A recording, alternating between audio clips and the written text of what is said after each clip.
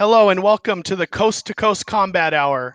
I'm your host, Matthew Hawkins, along with my co-host, Ed Carbajal. And on a weekly basis, we plan to bring you the biggest news and interviews in the world of combat sports. Ed, how you doing, brother? Cool. Chilling. How's everybody? Doing great.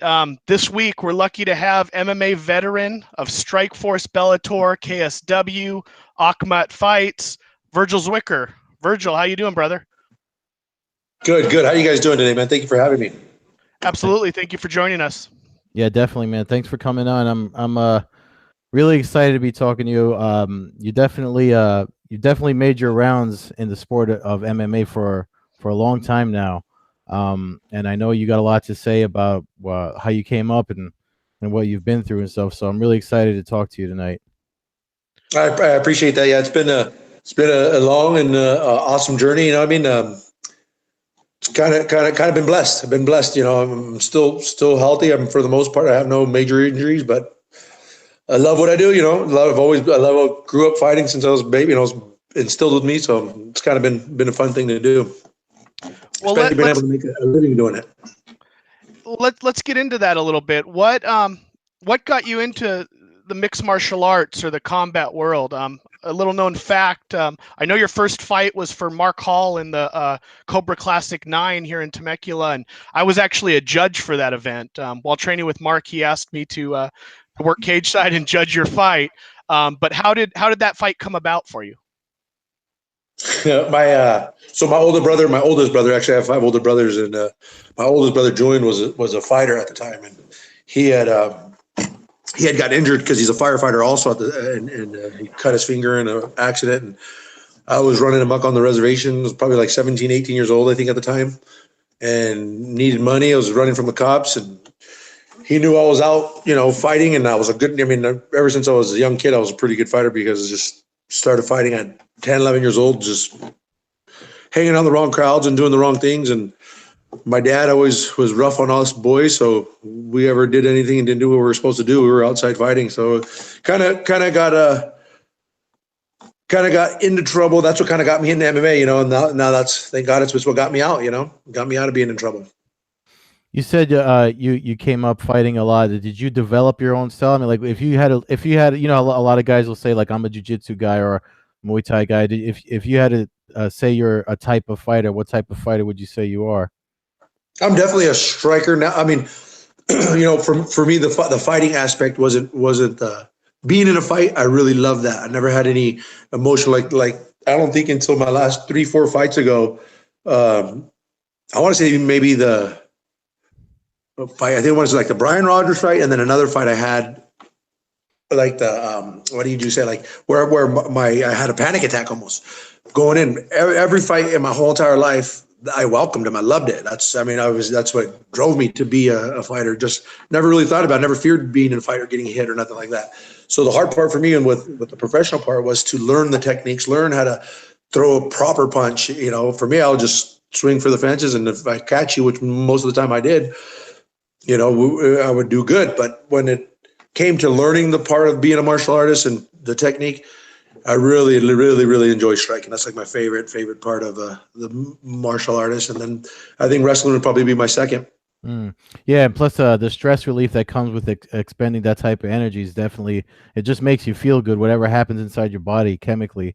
But you said you had a panic attack. Not that long ago? You said 3 years ago. You were already fighting a lot, no?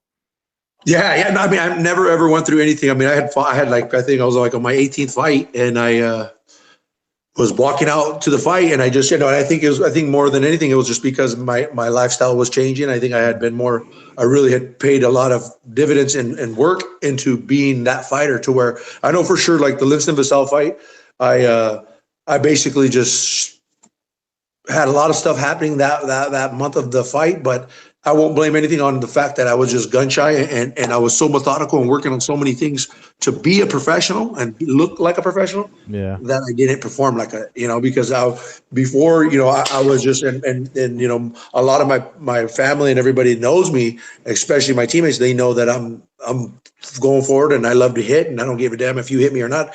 Matter of fact, sometimes it takes a punch for me to get going in a fight. I think with that fight, I just was so worried about looking good and being technical and really work so hard to looking in the cage as a professional rather than just like a brawler that I was. And I think I went away from what got me there, my roots. And that's why that one, and I want to say it was the Brian Rogers fight. I had a lot going on that week with my football team that I was coaching, that I just was walking out and I don't know, I just never had that feeling where I was actually like an anxiety attack.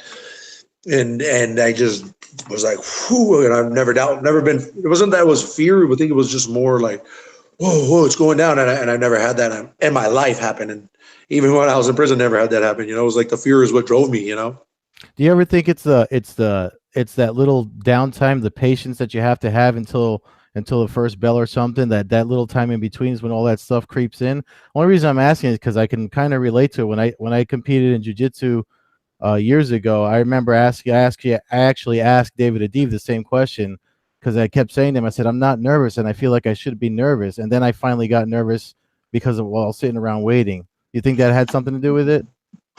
No, this was actually on, I had a great warm up. The Lindstrom itself fight, I think, was more just stuff that was going outside of the cage. And then that night of the fight, Bellator kind of played games. And that was the old regime of Bellator where, they would have prelims before the main card, then they have the main card, and then they have prelims after. And for me, it was in my hometown. So they had me warm up saying that I was the third fight. So I was there at 2:00. It was going to fight at 5. I ended up didn't fight until 10:00 because they had me warm up 3 times. And that one, by the time I came out to fight, I was just so, in my own head and worried that who's here? It was just such a long day and long night that when it came to throwing punches or sprawling or underhook, I just kind of didn't even respond, And then as far as with Brian Rogers, I think I just more, I don't know. Honestly, with that one, I've never had anything like that happen. Besides my kids being born or worried about my kids, that was like the first time I've ever had anything professionally worried, Well, it can't be easy to have to warm up 3-4 times in a night to get ready for a fight and then have your opponent be someone the caliber of Vassell. I mean, the guy's a killer in the cage. I've actually spoke to him about the fight with you, another awesome guy and real respectful fighter. He showed a lot of respect for you. And, that's got to add to it. Of all your fights you've had, I mean, you fought some big names, LeVar Johnson, Alexander Emelianenko, you just fought in Chechnya last December. I don't know if the fans know, but you have a win over OSP in Puerto Rico.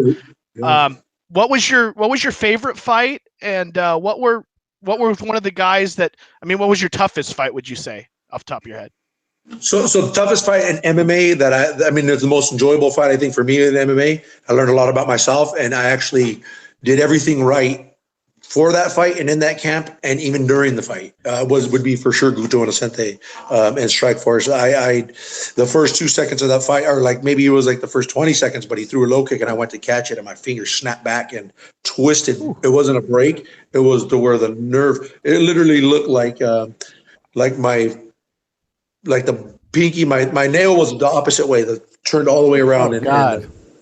The nerve, I never had a feeling of the nerves where my hand was just completely, I couldn't touch, I couldn't burn. It was just locked. And I was just like, So when I looked down, he head kicked me. And then I just went off of a reaction. And for me, that was probably one of my funnest fights I've been in as far as learning a lot about myself, doing. It was a great fight. He was an amazing, nobody wanted to fight the guy. He had his amazing striking. When I looked him up, I had like 6 different names come up under him. And so for me, I've always enjoyed the journey as far as when I do take a fight, I don't give a damn who it is or what it is. I like the challenges of what most of these fighters, just like when I fought Lindstrom Vassell, nobody even knew who he was. I didn't know who he was. I took that fight on a 3-week notice, and I think Bellator kind of had a little payback for me for my stupid interview over in Poland. But I definitely know for sure that I have never underestimated any of my opponents. But my favorite fight of all time in my history would definitely be a kickboxing match with Sergey Pikal. We went 25 minutes of just brutal war. Nose was broken, sticking out. Yeah. I actually won the fight, but the judges and the ref had got the cards backwards, so they gave him the belt. Oh, wow. It was one of the most craziest things that's ever happened, but that was my most favorite fight in the history. Just back and forth, hard hitting, going at it. And I took that one on 2-week notice too. I was actually at that fight. That and your opponent there, I forget how you pronounce it. I think you said Picao, a big guy. You know, in a lot of your fights, you've been the undersized heavyweight, especially against guys like Alexander and Johnson, and that kickboxing fight that was actually at the Pechanga Indian Reservation here in Temecula. And just for also our fans that have Fight Pass, his fight with Guto Innocent was on the Barnett and Cormier final for the Strikeforce. Guto did take home a decision that night, but if you want to see a fight, that's a fight. That was one where I watched Virgil compete, and I actually called him up and told him that they should be called the Indian Zombie. He just kept coming forward, and I mean it was a war. It's one to definitely catch if fans have Fight Pass. So I don't even know what that Fight Pass is, but you could watch the whole fight. Yeah, UFC has a streaming program. It's like $9 a month. It has their whole library, and they carry Strikeforce fights. So you can go and you can click on that and watch the whole event or individual fights. I need to do that because I never got to see that whole fight. I just know going in my head, like I know the first round. After the head kick, I don't even know what I was doing. Pretty much after my finger got dislocated is what they said it was, and the nerve was kind of tangled. But the whole hand went numb to where I just kind of went off of I don't even know. But the second round, and I thought I won the fight actually going into the later rounds. I know for sure it was a split decision that he beat me with, but his dad, his face was a mess after the fight, and all I had was just my finger in the head kick. But they came up to me, and they even were still talking, really good friends. I'm curious to see what he thinks as far as his tough fights, because I know for sure they didn't expect that from me. Well, he's went on and he competes in Glory now. I'm not sure if you're aware of that, but he's one of the top heavyweights for Glory kickboxing. Me and him are really good friends. So he's a great. I mean, the dude is before he was a MMA guy, he was a badass kickboxer to where he did a lot of world tip. But the guy was unheard of. Nobody wanted to fight him. I knew that much when I took the fight, and my manager was calling me about the guys they gave me, the guy's name, the names they gave me, and I said, I don't care who you give me. And they said, well, we really don't want to try this guy, but let's go with this dude, even though we don't know. And it was at the time, it was Carlos Guto Innocent. Then he changed it to another name, and then it was another name, and then it went to Guto Innocente. So for me, it was a great fight. I trained my ass off. I had some of that was probably my best camp I've ever been in my life, in my whole career, because first, like the team, and then second, I think it was just motivation of knowing that strike. I think that was my first fight back after my injury in the layoff with Strikeforce. They kept me out for over a year for me to get cleared with my medical stuff with my head. But it was fun, man. That was a great. What card did you say that was at? That was the Cormier Barnett, the finals of their open weight Grand Prix. That's when Cormier came in, right? He had just stepped in and won. Yeah, he was like an alternate or something. He had come in his fight before and knocked out Bigfoot Silva after Bigfoot had beaten Fedor, and then it set up the match with Barnett, who had beaten Karatanov and Brett Rogers to get to the finals. That's right. Because when I was leaving the hospital, they were both in the hospital, especially Barnett. He was looking like the Elephant Man. And not for nothing, just to show you guys and anybody that's watching or listens later, this is why I love talking to Matt, because he's like an encyclopedia. Like there's times when I'm writing articles for the websites that I write for, that I'll ask him stuff for if I'm not sure about it, I'll just send him a message and he'll shoot off facts the way he just shot off that event that you were in. That's crazy. And that was about 13. How was that? 2008, 2009? That was later. It was 2012 or so. It was right towards the end. Yeah, because they Strikeforce was completely brought into the UFC in early 2013. So I don't remember the exact. But I think I want to say it was in May. I remember because I had a Padre game, or I went to something that night and I watched your fight on the prelim, and then I had to catch the rest of the card later that night. Wow. That's crazy, right? You're just as much as awe as I am, because this guy's got I don't know how you did, but I don't remember what I did 2 days ago. Yeah, me neither. Hey, let me just ask you. You had mentioned that the fight was Picao. That was the one that you said you won, and they flipped the card. There's no way you can contest that? Or So, were you so able? what it was for the what is it? The WCK World Muay Thai. The big one of the biggest, if not the biggest in the United States as far as full rules Muay Thai, Uh-huh. and it was for the world title. I actually took the fight on 2 week notice because the guy who was supposed to fight him, I don't know if you know who Marco Piquel is, but he's a world renowned, one of the best Muay Thai fighters in the sport. Has been for years, and Sergio Piquel is his little big brother, but um, he's an amazing. He's still the champ in like 3 different organizations. He's really really good Muay Thai fighter, and I didn't know. I don't know. I don't care what he is or what. You're coming down. Let's get it. Mhm. Dude was they called him the Bear, and when he showed up, I'm like, "Where's the guy I'm fighting at?" And then he walked up, I'm like, "No, you guys said the guy's supposed to be 220 pounds. This guy's not 220 pounds. What the hell?" But it was definitely, and that's the only fight my kids have ever been to. Both my kids are 10 and 11, and that was 2000. I don't know when that was. My son was 5. He walked out with me, and they've never been to any of my fights ever since. And because it was just Yeah. all my nieces, all my everybody that was there was just crying in tears because it was just looked crazy, But So to me, it was my favorite, funnest fight. That's like the most fun I've ever had in any fight, and the most. It was crazy. So with all the high profile, I mean, you've had a lot of high profiles. You fought everywhere. As far as I mean, and you've got a lot of great stories from all the fights you've been in. But looking ahead, would you like to pursue kickboxing some more, or is MMA? I mean, MMA's growth is it's so big right now. Do you want to get back into MMA again? I know you just fought in December, but like looking at 2018, what are your plans as far as fights go? So yeah, 2017 was a really good year for me. I actually won. I'm actually right now the current WCK heavyweight champion for Muay Thai. I went down and won that bout, and then I went to Mexico and won an international heavyweight bout for Muay Thai, and then I had a pretty good, for me, the MMA, I love. That's my bread. That's my money makers. I love that. I love competing all over with whoever, whenever. I was kind of disappointed in Bellator when they didn't re-sign me, just because I had a pretty good run with them. I only had lost twice with them at a 9 fights maybe, and I was more motivated, and I've been motivated ever since 2016 that I wanted to pursue kickboxing. After that fight, I wanted to be both my kickboxing and MMA, and I still am. I'm actually hoping to have defend my title here in June, and then June or July. But I've been having my manager trying to work on getting me on any show. For me, I'm going to be 36 years there, and it's all about staying busy. I don't give a damn about what it is, where it is, who it is. I'm not chasing belts. I'm not chasing nothing besides living the dream and living the love another day and have fun doing what I'm doing. And I've been blessed. I've been so much fortunate to do what I do.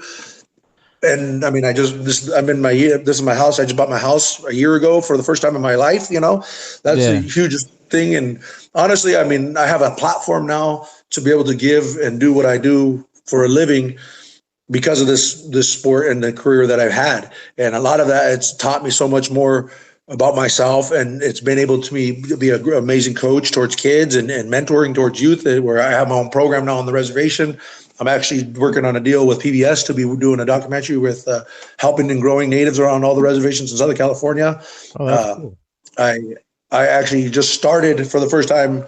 I've been running a mentoring program on Pechanga Indian Reservation here in Temecula for 11 months, and it turned into mentoring 3 or 4 kids, and now I have over 20 something pupils and students, and it's kind of hard doing it by myself, but at the same time, I love being able to help the next generation, the kids, the youth, even adults or whoever wants to do it. I mean, I'm all about that, but sports is my life. I love kids. I love being able to tell my story and help somebody learn from it, because that's the only way you really can get off in life is through experience. And a lot of things that I went through as a young man has kind of definitely put me in a good path where I'm blessed, I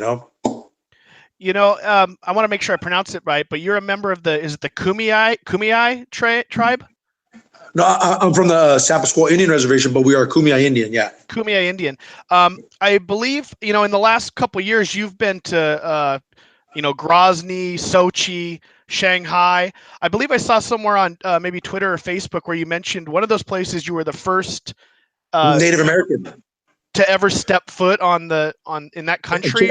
in Chechnya. Yeah, so in Chechnya, They've never had no Native American, and it was kind of cool because the second time I just went out there to fight Alexander, they actually had the president. They took me to the president's house, to the their white, I don't know, presidential house, and honored me, gave me. I got a big thing in my garage where I have my little man cave where they blessed me with saying the first and the second Native American ever. They gave me a picture of old Chechen fighters from back in the day with all our old, with chiefs. I mean, a lot of the things that they did too, the first time when I went there and they knew that I was coming because I was the only American to ever be there at that time to go through their thing. They did this whole flag walkthrough and everybody was going, oh, it was the most coolest thing ever because for me, I've known history books. I mean, for the most part, I really don't really know that much history and I don't really believe a lot of it, but everybody knows Chechens are like one of the toughest warriors out there. And the Russian friends I do have always said they're the mean mustard machines over in the Europe, that part of Asia, Europe, But I was so honored to be able to do that. Nobody from my tribe has ever been to Poland. Nobody from my tribe has ever been to China. And that in itself is the most accomplished thing I've ever. I don't really gloat on that, but. Man, I'm telling you one thing, growing up and being where I've been and how I was, and none of them expected me to do anything besides prison. And a lot of them, a lot of that motivated me because there was incidents that happened amongst my reservation where my reservation is one of the few reservations where three families make up the whole res. So we're all related, and that you can only imagine how that is when you get annoyed with somebody that's your cousin, you still give a shit, you're going to get them, but they're family, so you can't really beat them as bad as you want to. Yeah. Another thing that came up, and it was pretty cool, take politics out of everything.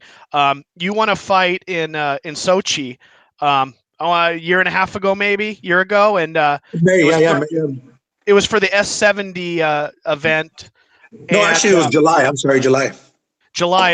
And I don't know if fans know, but Vladimir Putin actually came into the ring and didn't he award you like they gave a championship belt to every fighter that won that night. It was a tournament. Yes, it was a tournament. It was a tournament. Go ahead. I'm sorry, man. I didn't mean to cut you off. Oh, no, not at all. But he came into the ring and actually congratulated you. And, like I said, take politics out of it, a chance to get a photo and meet one of the most powerful men in this world. I think is pretty damn cool. So honestly, I had got the call a month before that, and everything was.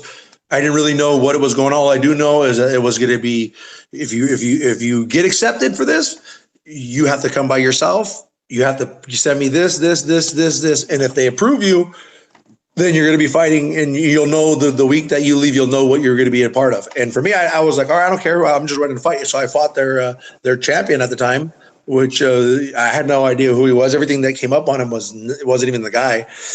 And when I got out, the first thing was I've always wanted to go to Russia. So when I took the Yumiev fight in Chechnya, that was everybody's like, don't go to Chechnya. You shouldn't be in Chechnya. And man, I'm not, I love people. I love how all people's cultures are, no matter if they're crazy or mother. I don't care about any of that. I love how, for me, that's what I wanted to do in my career.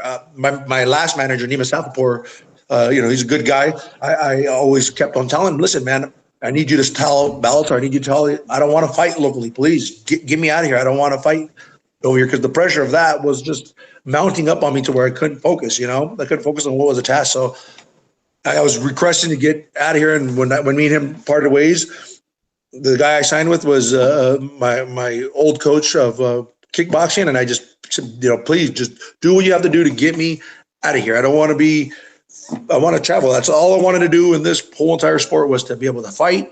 If I make money, good money, cool. Knock some people out better, but I really wanted to just have that outlet that I needed to punch people in the face, and then to be able to travel and do what I've done. When I met Vladimir Putin, though, just so you know, there was only 50 people allowed in that room.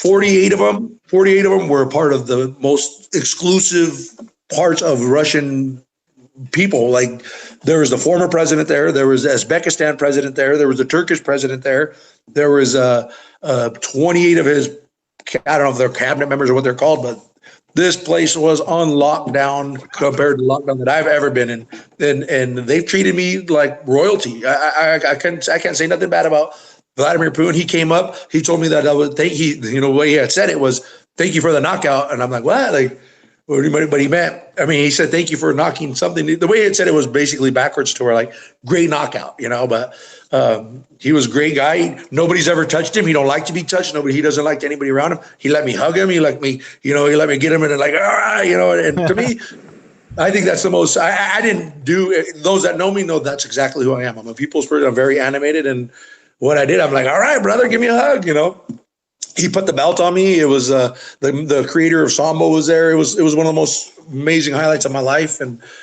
I think afterwards I got to hang out with, some of the people that I would never even know I would be in the room or dreaming that I'd be in the same room as any of them. But for me, being in the room, Vladimir Putin's probably going to go down in history as one of the most powerful men in our time, for sure mine. And I could say him right there with him. He's my bro. Absolutely. Was there, when you said you were the only one who was allowed to be there, were you able to bring a corner man or a family member? It was just you? Just me. Flew me out to the weekend. The one thing I will say that the way they treat royalty, got to go stay at the Sochi Olympic Center, stayed there, had room. I mean, there was food, money, whatever I needed, I got taken care of. And that was pretty hard for me because the guy that I really wanted to help me was the guy who was the assistant promoter. So he couldn't. And he was like the only guy who spoke English. So I hung out with a lot of the Brazilians and people that had that broken English to help me enough to get around. But honestly, I mean, I didn't give a damn. You could put me in anywhere in the world and I'm going to try to make fun, have fun. And that's kind of where it went down. And I just was expecting snow and cold and it was freaking 60, 70, 80 degrees of humid sweat. I had everywhere. I was like, man, I can't have my shirt sweating. I didn't know it was like that. It's nicer than Jersey right now. It's freezing over here. Hey, but the beaches, amazing. Everywhere you went, just spread out like it was crazy. Oh, wow. Hey, you were talking about just back to what you said you're working on with the documentary and the stuff you're doing to help other people. If you were talking to anybody, or I'm sure you have, talking to somebody that's interested in starting an MMA career, starting out fighting with the state of the sport and everything, what advice would you give said individual? So that's funny that you bring that up. That's actually an awesome question. I recently, like I said about the mentoring program, I had 3 boys that have been with me for 11 months, and all 3 of them had, they're 15, 16, 17 years old. And every single one of them were basically kind of having that point in their life where they're going to, they're going to take this road and mess up. And 2 of them did. And the other one kind of didn't because of his brother in him, but he started having that headstrong. And a lot of us boys, like for me, I know for sure on the reservation, we're very proud people. And a lot of the boys and men on the res, we ain't afraid to fight. We ain't afraid to pump our chest and let people know who we are and when we are. And that's a beautiful thing. And also could hinder some kids. And for me, I pride myself on being old school and from old school res and keeping it like that. And, face up and hands up and just trying to be, if I'm going to scrap, it's going to be one-on-one or however it's going to be in a good, honorable way in the most part. And now most of these kids are they don't know how to give respect, but they expect to have the respect no matter what. And one of the things that I've been trying to really give and instill in most youth and let alone my own children is that self-confidence, that belief in yourself, to where you don't need to fucking be a follower. You don't need to worry about what people think about you. If you believe and love yourself, there ain't nothing that you can't do or somebody say it don't matter. You don't have to be tough. You don't have to act like you're a badass. You're a badass. And the main thing is that self-confidence where what I'm trying to go through and teach them with experience. And long story short, one of the kids ended up fighting 2 weeks ago for his first amateur fight.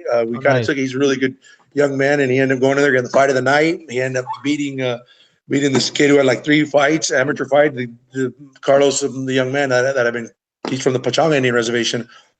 Blew my mind, man. It was the most nerve-wracking experience I've ever been through, besides my kids being born, probably, because that's how much I love these kids that I've been helping with. And he did amazing. It was amazing opportunity. So I actually have this little thing going where now all my guys, I have 7 fighters, 7 kids that want to fight now, and they're all pumping up and getting more and more. I love it because they're all getting more and more motivated, and they're motivating each other. And I honestly never wanted to do or expect to have like a fight team, and I don't really consider it. But we were teasing, Team Res Dog, Team Res Dog. And I'm like, I call myself the Res Dog to represent what it is to be a Res Dog, to be honorable, to fight, to be proud of your land, of our people. That's what a Res Dog is, to protect our homes, to protect what we stand for. Not to be bullies, not to be, to be out there thinking we're tough on the Res Dog. No, that's not how I always portrayed it. So I kind of already was trying to pull back on that. Hello? I said that's a good name for a gym, though. Res Dog Gym. Just throwing it out there. Yeah. In the facility itself is beautiful, but I was just more trying to help these boys out to understand themselves, and a lot of things with kids nowadays is they're so. I didn't grow up, Brooke. I don't know how old you are, but I'm pretty sure, Matt, for sure. We didn't grow up with the social media. We didn't grow up with iPads. We didn't grow up with the stuff that was not a factor in our lives. To where nowadays, with my own children and with my nieces, my nephews, all the kids that I do, I could just see how bad it is that where most kids want to be inside instead of outside. Most kids, when they are outside, they don't know how to act around with each other because they're so worried about what's going on, and they're going to just talk to them through a text instead of having that interaction face to face. And hey, my dad would see me not looking him in his face. I'd take a backhand in the nose, and that was just kind of how it was. Yeah, I think we were probably. But I definitely am so proud of what I've come from and what I've done, and I take a lot of time away from my own family to do this, and I get a lot of grief from it too from the wife. But at the same time, man, it's what keeps me going. Nothing else besides helping the next generation grow and be who we can be. And as far as the fighting, I don't know, man. I'm not a big fan of the amateur stuff. I'm not a big fan of the way most of these fighters nowadays are kind of watering down themselves by picking opponents and trying to build their career up on fighting bums and not perfect. I've never ever been afraid of anybody or anything in the world when it comes to fighting. I still ain't, and nothing. I mean, there's some guys out there right now that they're in a spot where I should be when they haven't earned it like I have. But at the same time, who am I to say that? I just definitely know that I'm a hard-nosed old school mofo where hey, I ain't scared of nobody. So that mentality has carried over into my professional career where I've been able to be successful, and I've lost some too, but I don't care. Like I never worry about the loss or losing. I worry because I'm winning already because I'm being able to do what I do. At the same time, I hate losing. Yeah, we definitely we're fairly similar in age, and we always like to point out that Ed's the old man for this podcast. I am. But you talk about Hey, did we lose you there? We lost your I video. think so. I don't know what's going on. Your voice is still coming through, but you turned off your camera somehow. No, wait, okay, hold on. But I just seen that. What the heck? Your icon. Right, here we go. Can you see me? no. No. We can hear you though. Wait, there we go. There you go. You're back. So you talk about mentoring kids now, and being a old school mofo. I don't know who you were trained with before, but since pretty much I've known and been kind of around you, you trained with Team Quest and Dan Henderson. What kind of influence did being around one of the all-time greats, have on you, as far as teaching you how to deal with the business and just be a professional? To be professional, I don't think he taught me anything, but yeah. The greatest thing and the one thing that I will always love and be so honored to be able to have and train with Dan and be a part of his team and just everything that he's done for my career, as long with there's a good handful of us guys that Jesse Taylor, Fernando Gonzalez, we grew up at the same time. And for me, I was freshly out of prison. I had one fight, went to prison, got out of prison. 2 weeks out, I took a fight. And then I took another fight. So I was 3-0, and I really didn't know what this was. I was just wanting to scrap. I thought I was a tough guy, not really that mentality, but I wasn't training. I wasn't doing the proper things that I needed to do to be a professional fighter. And then I actually walked into a gym, and I got double armbarred by one of my old teammates, Pat Spate. And it was funny because didn't know what the heck happened, and that right there just locked me in. And at the same time, I'm on parole. I have my wife who's pregnant. I have all these things. I have this other, life that I was living on the reservation where I had to portray and be, as far as stern and in people's business where it didn't need to be. And I literally took that double armbar and said, you ain't doing that to me and ever again. And I went back to the gym the next day and I fell in love with that competitive nature that I had, but more so like, I'm going to rip your head off now. You're going to get it. So whether it was doing sprints, whether it was wrestling, whatever it was, I just wanted to be better than. And by the end of that year, there was nobody in the room that could mess with me. It's definitely on the feet, but I had kind of outgrew them, and I needed to do something. And matter of fact, the gym was actually getting ready to close and move to San Diego. So me and my wife actually moved up to Palma Valley and bought a house up there. And then I think I just started going like, I don't know where else I'm going to train. And I knew that Jesse was up there, and I knew another person that I knew was up there. It was, who the heck was it? I want to say it was Art Santori. I don't know if remember him, Matt. Hi, I saw him fight in few events. Can you guys hear me? I can barely hear you. Yeah, we hear you fine. Yeah, you're coming through perfect here. Okay. So when I went up there, I first started going to Team Quest more as a body bag than anything. They knew I was a brawler. I wasn't scared I would just come forward. I didn't know anything about sprawling. I didn't know anything about putting combinations together. I just was knocking fools' heads off. And first greatest day in Team Quest, I got my hand handed to me like I've never been before by Mark Munoz. He had Oh, wow. I'm blasting him with some hit shots, and all of a sudden I just see my feet in the air, and I didn't know what happened to me. Yeah. He had just power doubled me and turned me up, and then that right after from Mark Munoz, I went and King Mo had me on my back, just destroying me. And then I got up, and I'm like, didn't even know how to breathe at the time to throwing punches. I'm just sort of brawl, and it's so funny when I think back on how I used to be training in that gym, because I was just 100 miles an hour with everything that I did for 45 seconds. And it's just a street fight, pretty much. What? I mean, it's so cool to hear you talk about what you're doing, especially the stuff you're doing to help out the younger people and hearing about your past. It's just, I think stories like this need to get out more, just because in my region, like they only lifted the ban on MMA in New York in 2016. So yeah. So it's like there's so many people that don't know the positive aspect of what mixed martial arts and martial arts in general can do for people as far as turning things around for them. So it's really good to hear these stories.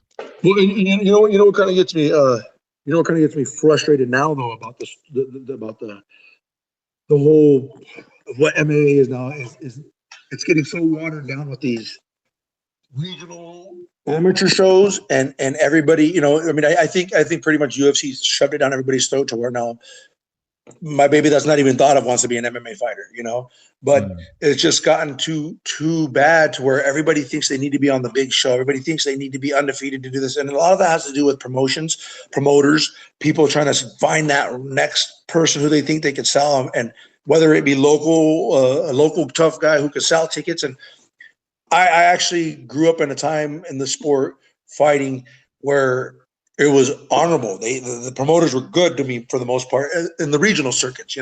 There were no stuff that's going on nowadays that it's just ridiculous. I mean, how hard I haven't fought since December, and I've been a free agent since I want to say I've been a free agent since I left Bellator pretty much, because I signed a contract with two different companies and they both just kept me busy. I still have a fight coming up with the defending of the title for the Russia, and I think it's going to be July or June. But you know how hard it is for me to get fights because people are afraid to fight a tough fighter. Let alone. I mean, I'm 30. You can say what you want, but a tough, experienced fighter will not get a fight compared to a guy who's 10 and 50, who they'll get a pick up and put in the show because they need their guy to take whatever it may be. That people are taking too many easy fights and not respecting what I went through, what most of the old school guys have went through. The Jesse Taylor, Fernando Gonzalez, my teammates, and a lot of us that have been on these just on the grind from day one back in the day, man, we don't even get nothing. And I really love, I reached out, I spoke to the Legends of the Cage, the Legend of the Cage. I mean, what they're doing and how they're honoring some of these older guys that have laid the foundation. That's what this sport is supposed to be about. The honor, the humbleness, learning from losing, learning from fighting, learning from that's the gladiators sport. But when you have these guys who are walking around with belts that are amateurs who don't even know who have you fought and who have you done, but they don't even train. They're not even training. They're just trying to call themselves fighters because it's the cool thing to do now. Well, that's part of the problem. You mentioned like Fernando and yourself. I mean, you started off, 7, 8, 9-0, something like that. And you've always had a pretty solid record. Somebody like Fernando, I believe he had a stage where he was damn near about a 10-10 fighter before he had his big run in Bellator. Same with Jesse. And Jesse Taylor as well. You guys came up in an era where a loss didn't necessarily knock you down the ladder. People respected you for fighting. It was all about the respect of stepping in the cage. Whereas now, like you mentioned, you have fighters that are afraid to take that fight. It's all about the record and the big events and it becoming a more of a worldwide thing. And, people see the boxing records where guys fight male men and end up with 30, 40-0 records. And I think that's kind of filtered down as more fans have entered the sport of MMA to them seeing that. And whereas back in the day, if you saw a guy who was 7-6, it didn't mean the guy wasn't a good fighter. It meant that he was fighting when there was only 1,000 fighters across the whole country. You didn't have a pool of 250, 500,000 fighters, whatever the number is now, to be able to kind of pick and choose your path. So when guys, when you're fighting for like Strikeforce and they go, hey, you're going to headline an event and we're going to give you LeVar Johnson. At the time, LeVar Johnson was a monster. He was 6 foot, 6'5", 6'6", 260 pounds. He can't wait for that fight, that sucker. And honestly, I was a 2-week notice fight too. And I only got that fight because they signed a contract with me. We did the contract and their guy pulls out of the fight and then they try to cancel my contract. It was a 3-fight contract and they do that when I signed the fight. So they were going to cancel it because I don't even know. I was like, what? It was the most craziest thing I've ever heard of. But they got away with stuff like that. They were doing that all the time to us at Quest in the beginning. So when I took that fight with LeVar Johnson, I came off of my first loss from this dude who like a gladiator. Like you said, though, Matt, you know what, man? Hearing what you just said right there is amazing because it's the truth. And you have no idea how good to hear, like, that's crazy that you are definitely an encyclopedia for MMA. That is amazing that you had that statistic because nowadays you got 100, 500 fighters, but ain't none of them caring about or doing anything about fighting anything tough. They don't care about that. It's all about, it's like a big show. It's like WWE now. And it's kind of getting sad because guys like myself and other fighters that are tough and why can't we get fights? And not even get fights, but even when we do the big shows, they don't want to pay us anywhere. They're so worried about us beating. Bellator could have paid me, kept me easy, and I was such a team player and happy to fight for them. But at the same time, they never gave me any. Every matchup was always 4 weeks out, 5 weeks out, 2. There was never no camps. I never had a full camp. They never ever went out of their way to make me feel comfortable, and they only used me for the most part because it was on my the reservation where they knew I would bring the house and pack it because they couldn't sell tickets. They had to call me, and majority of their time they always did it last minute. And I'm like, well, am I going to get the fight? What's going on? And I was always just so frustrated at the time with them doing with a lot of the fights that when the fights did come, I was just so happy I was fighting. All right, let's go. Then I didn't care. Like I said, I'll take a fight today, right now, and scrap and be happy with it. But it's just frustrating and annoying because I know how far, and I've definitely turned it and been blessed with what I have done in the sport, but I still got a lot to go. I'm not trying to go another 5 years. I got 2 years left, and I just, I've been fortunate enough to be able to travel the world, see different spots, get to do what I got to do. But I definitely there's still things I need to do in the sport. There's still big fights that I want. There's things that I have yet to challenge myself. Not with anything else, but with me, and I've never been 100% in going into any of my fights. I've never had a full camp, and I've never ever took myself away from my family and focused on me for just a fight. I've never done that in my whole entire career because, I like being discombobulated and managing my kids, my family, my work, coaching. That's just what keeps me going. But at the same time, I've never been selfish enough to step away from all that and just focus on myself. But yeah. Well, We'll see. I hope the right matchup comes up. There's some big names, some guys out there that I want, that I would love to fight. But like who? And I mean, just off the top of your head, you have any specific names you want to mention?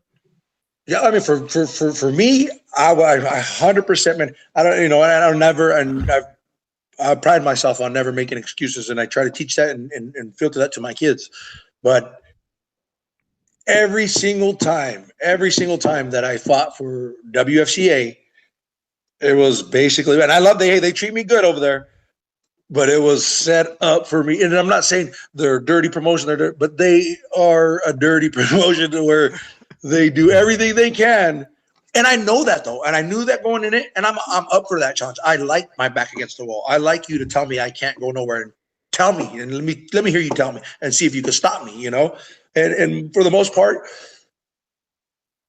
it is a ugly situation when you get across a different place and you don't know, and then you get sick. And I had a great camp for Alexander up until the week that I left. And I had got the flu so bad, and then they had did some things to me at the airports and my tickets and everything, my room, it was just, I felt 100% set up where they made me uncomfortable enough to where I couldn't warm up to the fight. But it is what it is. He got lucky, and honestly, I was not hurt. I just had nothing to get up. He didn't hurt me. He didn't even freaking drop me when the fight, it looks like he dropped me. I had fell back.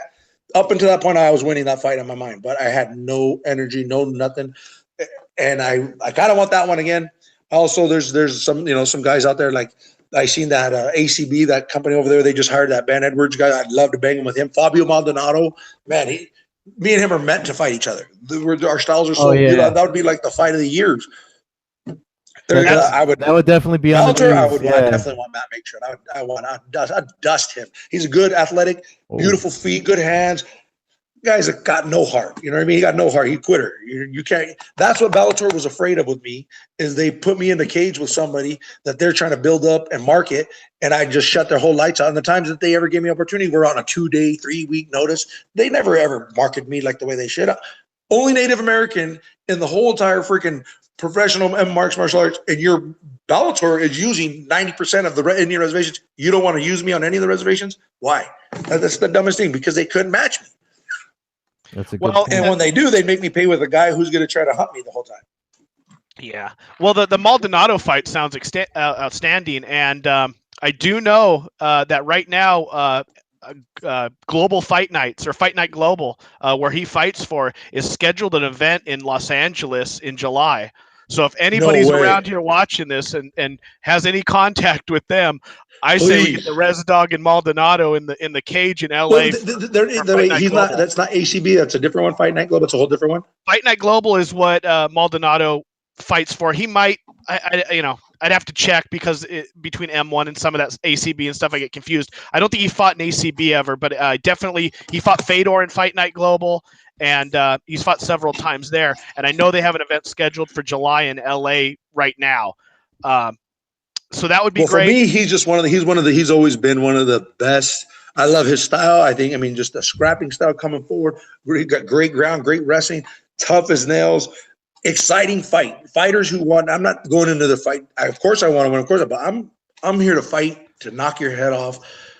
That happened. I don't know. It's been a long road for me, but I definitely want to end my career on a couple big notes. Like, I've always wanted to scrap Tito. I've always wanted to knock that big head off his shoulders.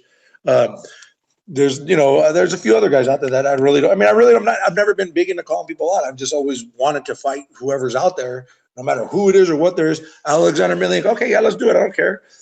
Well, what about this? I don't care. Like, how big is he? I know how insane he is.